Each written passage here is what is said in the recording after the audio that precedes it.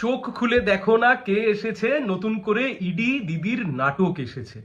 পশ্চিমবাংলায় এই মুহূর্তে প্রচুর নাটক হচ্ছে। পশ্চিমবাংলায় এই মুহূর্তে গ্রামাঞ্চলে প্রচুর যাত্রাপালা হচ্ছে, পার্ক সার্কাসে সার্কাস দেখানো হচ্ছে, পার্ক সার্কাস ময়দানে সার্কাস দেখানো হচ্ছে, মেলা হচ্ছে, খেলা হচ্ছে, পিকনিক হচ্ছে।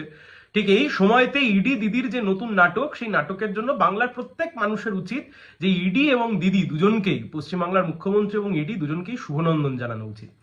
দেখুন, আজকে সারাদিন ধরে যে নাটক চললো, কেন নাটক বলছি তা একটু পরে আসছি।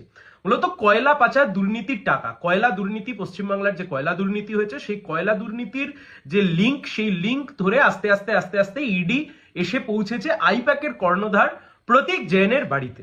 এবং তার সাথে সাথে আমরা দেখতে পেলাম রাজ্যের মুখ্যমন্ত্রী সেখানে পৌঁছে গেলেন, তল্লাশির সময়তে সেখান থেকে হার্ড ডিস্ক নিয়ে বেরিয়ে এলেন, ফাইল নিয়ে বেরিয়ে এলেন। একদিকে তল্লাশি চলছে, আরেকদিকে মুখ্যমন্ত্রী মুড়ি মুড়কির মতো জিনিসপত্র নিয়ে চলে আসছেন, গাড়িতে আনলোড করা হচ্ছে। গাড়িতে যে ফাইল রাখা হচ্ছে তার সাথে সাথে যে গাড়িতে রাখা হচ্ছে সেটা তৃণমূল কংগ্রেসের গাড়ি। এই সব কিছু চলছে ইডির সামনে। দেখে মনে হচ্ছে যেন পঞ্চায়েতের প্রধান তার সাথে করে কোনো আমিনকে নিয়ে বাড়ির মানে মেজারমেন্ট করতে এসছে, জমি মাপতে এসছে, জরিপ করতে এসছে মনে হচ্ছে।